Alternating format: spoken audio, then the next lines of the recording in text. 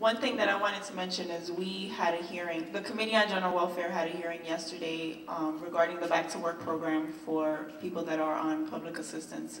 And the program is designed to, we pretty much know that it's a revolving door, and we challenged the Human Resources Administration to develop programs and support programs that actually get people jobs. For example, the Transitional Jobs Program and the Parks Opportunity Program and Career Pathways, which are programs that are specifically targeted to give resources to people that don't have resources. And so, you know, at the council, we have tried to get them to connect dots the way that you guys have all mentioned. So it's a big, I mean, you know, HRA is a huge organization and ACS is a huge organization, but sometimes they don't speak to each other. And they don't realize that if you connect this dot for this family, that you're going to help them get out of a bad situation that they could be in. And so those are some of the things that we work on to try to get them to do as well. Thank you. I'd like to respond to that. You know, I know for a fact that there is a lot of modern day bureaucracy going on. Go ahead, sister. And go ahead. Not addressing what you said, and it's not a personal attack on you, it's an attack on the system. That regardless of how you look at it, connecting the dots, yes, I believe in connecting the dots. But just like we all remember 9/11 and the sensitivity of the lives that were lost, so the FBI didn't talk to the CIA, and the CIA didn't talk to the New York City Police, and the New York City Police didn't talk to the fire department.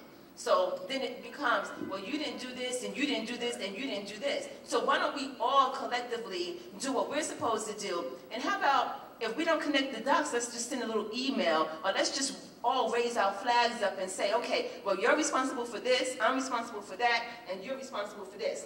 And let's work together to make a whole family collectively for the child. And we have to be mindful of, that's what we're looking at here, the child, the children. The thing is, the oath is to do no harm, to make the lives of our children better. That's the thing. And we need to be mindful of that. We have to remember the children. What about the children? That's right. We've had some very, the responses here are great. These people are good, they're on point, they're covering the issues.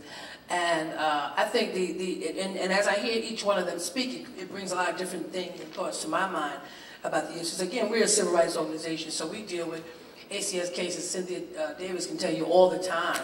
And I'm kind of reflecting on some of the individual cases that I've heard Cynthia talk about as I hear you all speaking and go over the different realms of the system.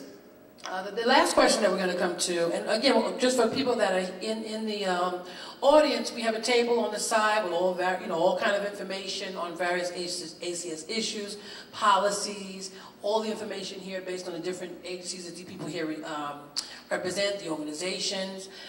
Their business cards are over there at the table. Any kind of information that you need in reference to them, and what they do is on the side table there. You're welcome to take that information.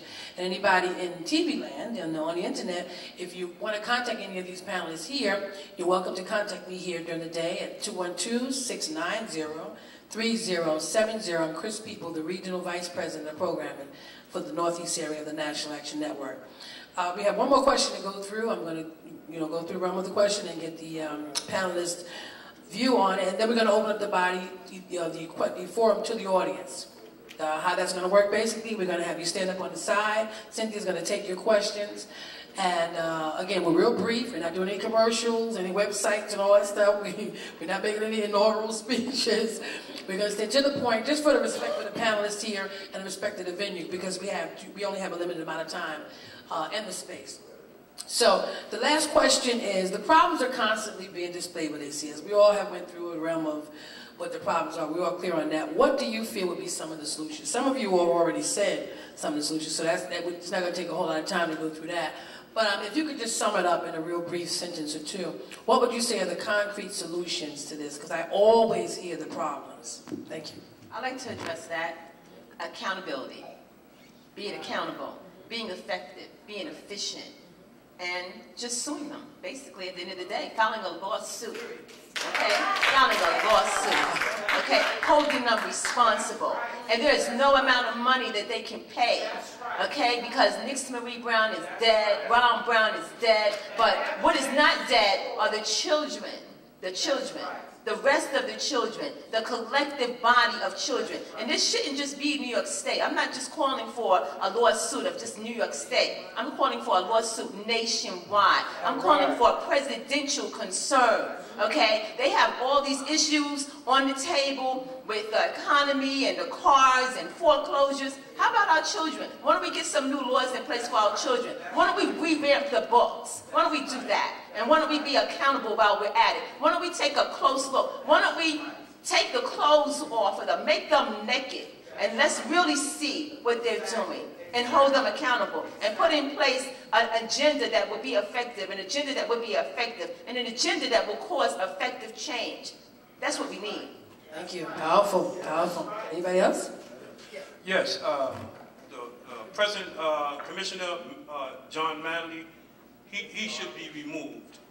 Right? He should be removed. Commissioner of ACS? Yes, okay. He should be removed because basically his intentions were good, but greed, he saw the dollar, and he used that to his advantage, and it was to our loss, and we had to suffer. So we need to basically, as you stated, to put somebody in place that's compassionate, that's look like us, that has the same emotions like us, come from the same background, and that has a human spirit. This thing, what they're doing towards children, I mean, children can't defend themselves. We as adults, we can defend ourselves. We can run away from a situation. I mean, for them to, children don't even have a chance, you know, to grow under their umbrella. I mean, these people are monsters. I mean, what they do. And it's no justification. I don't care what they put on paper, what they try to write in books.